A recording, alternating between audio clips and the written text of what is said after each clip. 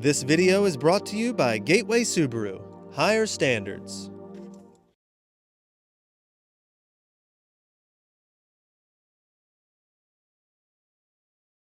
Outdoors Delmarva covers everything outdoors, including real hunting and fishing situations involving wildlife.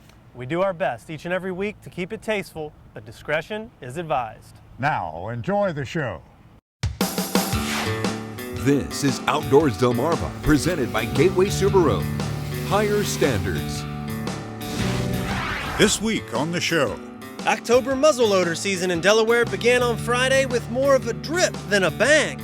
But that didn't keep us out of the woods or from going back after conditions improved. You can have the picture with the fish. My hands, absolutely. Plus, teams take to the beach in Ocean City not just for the sun, but to haul in some prize winners during a surf fishing tournament that's as full of fun as it is surprises. And in part 2 of our series on hunter safety, we'll give you some good advice on how you can stay accident-free in your tree stand. Right now on Outdoors Delmarva.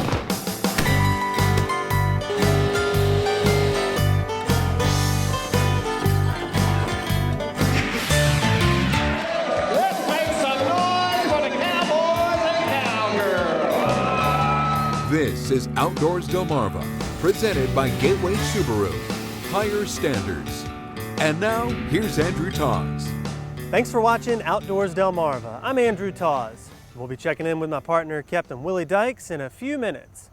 Well, there are a number of ways to hunt deer, but the most unique has got to be muzzleloader. And even though it's a little more modern than it used to be, you still have to load through the barrel and you still only get one shot. Now, Delaware muzzleloader season got off to a bit of a wet start. But that didn't stop us from taking to the tree stand to hopefully make that one shot count. A lot of stuff that goes on with muzzleloader. Despite the rain, the Smith family is gearing up to hunt on opening morning of muzzleloader season. The weather is not keeping them out of the woods. A little damp, say the least. Yeah. But we're gonna give it a try anyway. Got a little umbrella to get underneath of them. Hopefully, we'll see something. I hope. One thing we would see once daylight finally broke was a lot of clouds and a lot of rain. Sitting in the tree stand, we have a good view of the woods, and several hours in, we did spot a lone doe, but were never able to get a clear shot. She was over there probably about 65 yards or so. She was just moving in and out of the trees, so really hard to see. I guess you guys did get a glimpse of her. Anyway, that was it. And that was it for Garrett and his Uncle Wayne on opening day of muzzleloader season, so we decide to give it another go in the next few days. She's ready to go, all except for the primer. Muzzles are loaded once again for a late afternoon hunt. I'm going with Wayne and Garrett. Tony and Lane are going elsewhere. We'll be hunting a clover field, and as soon as we approach, we're pleased with what we see. The field is full of deer, but we're gonna have to chase them off to get to the destination. Wayne is confident they will be back, so we continue to the box stand and get set up. Wayne determines the range, and Garrett gets comfortable with where he will be shooting from. And now we wait. The first deer comes out across the field, and more begin to follow. I'm sure Garrett would like to have him within 100 yards. It would be very nice. Even closer is better. Of course, he's a better shot than I am. The deer have been inching closer, mostly younger ones with a couple of does. Garrett and Wayne are counting the yards, and more deer begin to emerge from our left, basically surrounding us. And then they all take off back into the woods. They might have smelled us. These ones over here might have smelled us. They were right underneath us. They might have smelled us. That's the way the wind's done. But we get some good news. Lane shot one. That's awesome. And Lane's dad, Tony, has a camera. Exciting. You think we got him? So they begin tracking, and it doesn't take long. Lane has a 7-point buck. How quick did that deer come out and we had to make a quick shot? So quick that I forgot to press record. Back in the blind, we are back in business. The deer are out around the box stand, and Garrett and Wayne are waiting for the right one. There's rustling in the woods behind the stand, and finally a couple of younger bucks come out just to our right. But the guys only want a buck if it's a big one, so these two get a pass. With sunset quickly approaching, they zero in on this antlerless whitetail, and Garrett gets set up. Take your time. Take your time.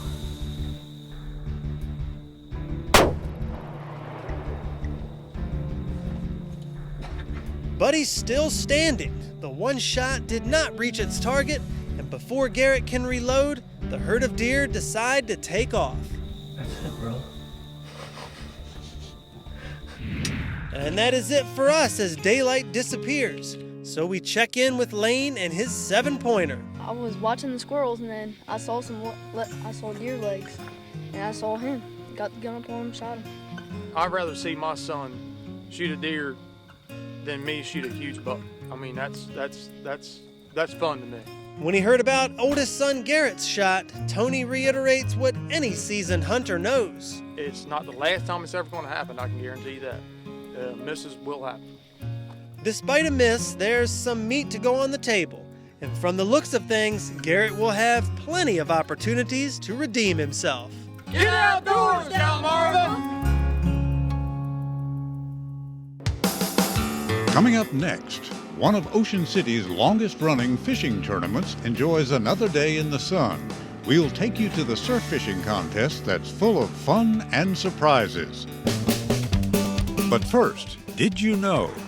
Before the introduction of Pyrodex and other modern propellants, black powder was used in muzzleloaders. What 3 components make up black powder? The answer when we come back. You're watching Outdoors Delmarva, presented by Gateway Subaru. Higher standards. Sponsored by Shorts Marine, Shooter's Choice, Sean Mann Outdoors, Goody's Marine, and Wink Sporting Goods. Outdoors Delmarva will be right back.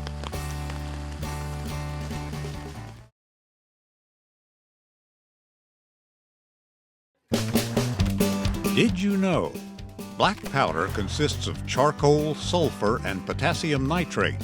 One unfortunate byproduct of black powder was the amount of smoke that was issued and the soot deposited in the gun barrel. Modern propellants burn much cleaner. Did You Know is sponsored by North Bay Marina. One of Ocean City's longest-running fishing tournaments celebrated its 34th year of competition this October, and again it attracted visitors from near and far. The Ocean City surf anglers throw quite a beach party this time of year, and we were lucky enough to be invited along for the ride. A day at the beach is like a day of fishing, or vice versa, and sometimes they're the same thing altogether. This is the 34th annual Ocean City, Maryland Surf Anglers Fishing Tournament. We hold it every year the first week in October. It's a Friday and Saturday tournament.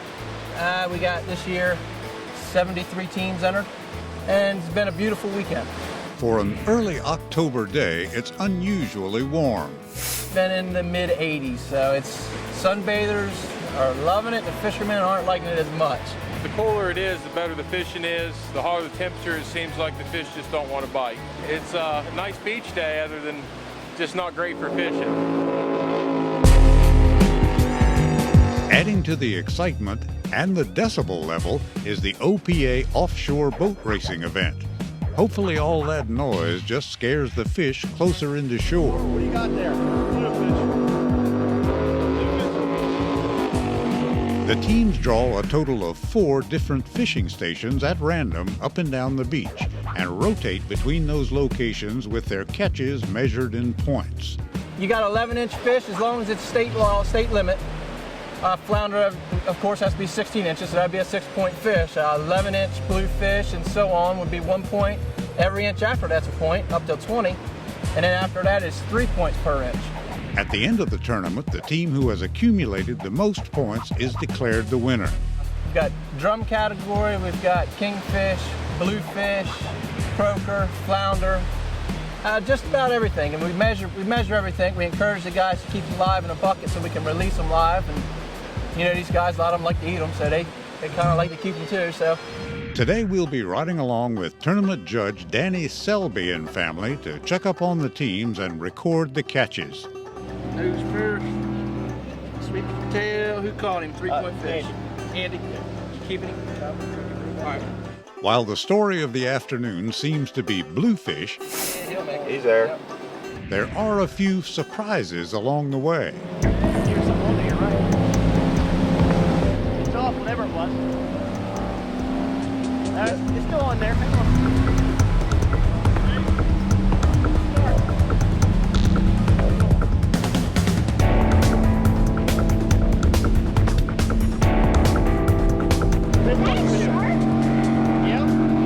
And this little sand shark draws the attention of some curious beachgoers. Well, I don't like it, but it's pretty. Caught some bluefish, first shark of the day, and probably 2 skates, I guess. You guys ever seen anybody haul up a sand shark before? No.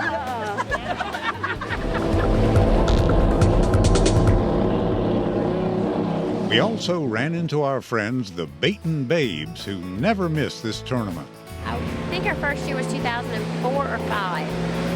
We fished with our husbands at first, and then we decided it'd be a lot more fun with us girls. This team of fishing ladies has had a terrific tournament so far. Lori caught her first shark. Lori over here caught her first shark. Caught a popper fish, 2 rock, a little bit short, some kings, blues, and croakers. And this weekend, it's all about the fun and the fish. So be sure and check out next year's tournament hosted by the Ocean City Surf Anglers. It just goes to show that there's a good time to be had at the beach in any season. Get outdoors, Delmarva! Coming up next, October is Hunter's Safety Month here on Outdoors Delmarva. And in part 2 of our 3-part special report, we'll show you some practical tips on how you can be safe in your tree stand.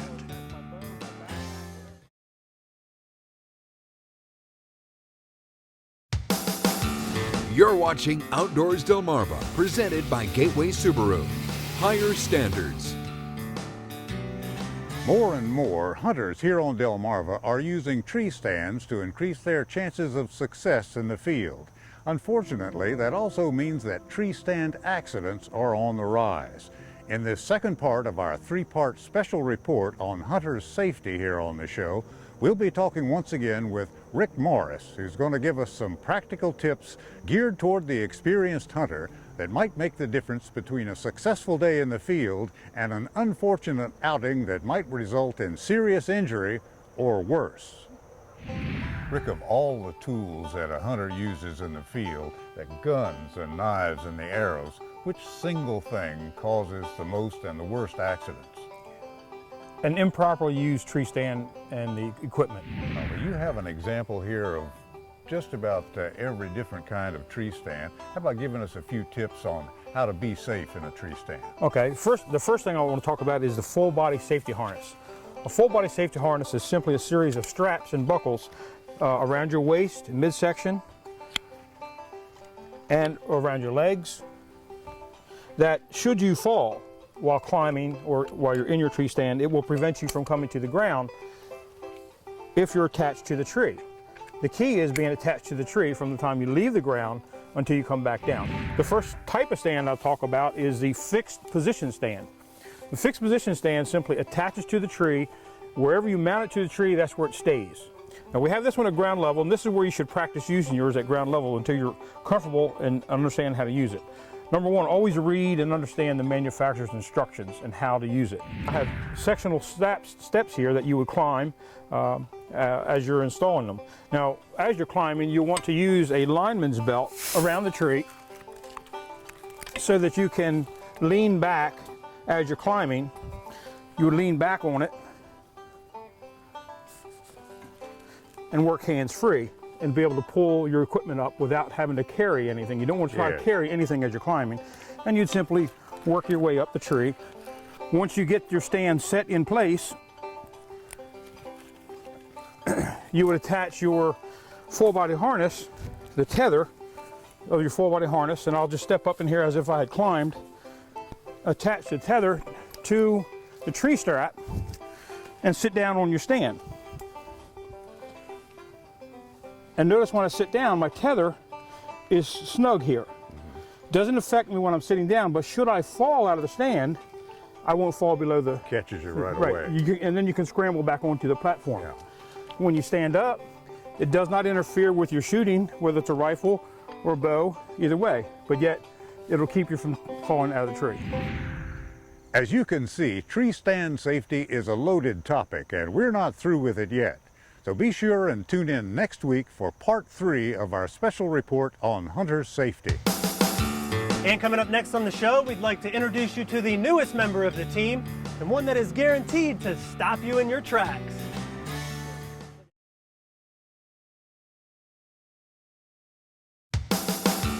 You're watching Outdoors Delmarva, presented by Gateway Subaru. Higher standards. Thanks for watching Outdoors Delmarva. I'm Andrew Tawes. And we wanted to take a moment here to introduce you to the newest member of the Outdoors Delmarva team, our brand new 2014 Subaru Forester, courtesy of our friends at Gateway Subaru, located on Route 13 in Delmar, Maryland. Higher standards when it comes to buying that new car. And joining me now is Crystal Collins from Gateway. How are you, Crystal? Hi, great. Good to see you again. All right, same here. And what can you tell us about the new Forester? Well, first of all, I'd like to congratulate you on the new member of your cast. Well, thank you. It's a wonderful addition. You have the Motor Trends SUV of the year.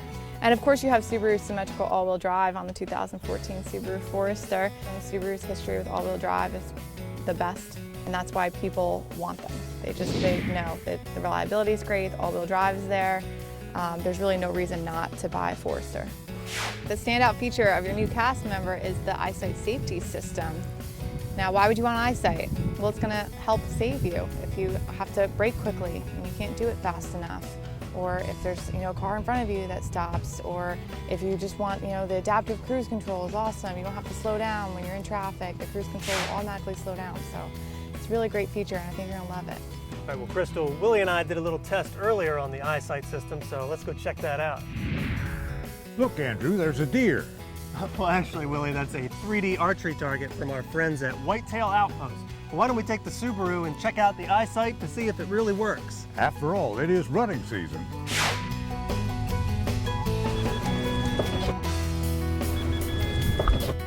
Now, the only way for me to prove this to you is for you to actually see that my foot is not on the brake. So here we go, right towards the archery target. Let's do it.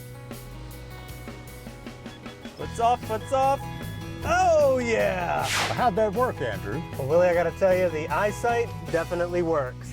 And of course, one of our favorite features on the 2014 Subaru Forester has got to be the power liftgate. It always seems like we have our hands full, and this is just perfect.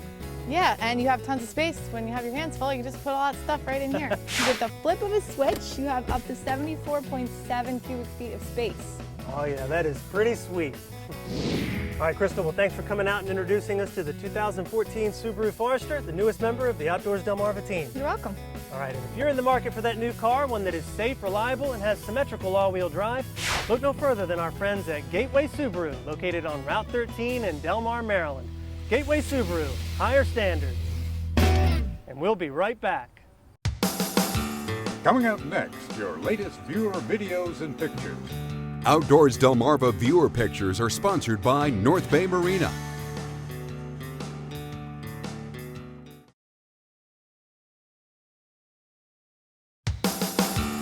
You're watching Outdoors Delmarva, presented by Gateway Subaru. Higher standards. Sponsored by Shorts Marine, Shooter's Choice, Sean Mann Outdoors, Goody's Marine, and Wink Sporting Goods. And now it's time to take a look at some of the latest videos and pictures sent in by our own Outdoors Delmarva viewers. This photo was taken by Christy Lynn at the Mid-Atlantic Surf Fishing Tournament. Looks like a couple of fishermen are working to get this unlucky seagull unhooked. It took a while, but the seagull proved to be in luck after all, flying away once finally free of the fisherman's surf rig. And that about wraps up another week of adventures for us. And Willie, we got to see a whole lot of deer. Not a lot of them ready to be harvested yet, but with rifle season and shotgun season coming up, things are going to heat up pretty quick. That's right, Andrew. And those tree stand safety tips I learned from Rick Morris, not only pretty simple, but they can save your life. So until next time, for my partner Andrew Taws, I'm Captain Willie Dykes, reminding you to get outdoors, Delmarva.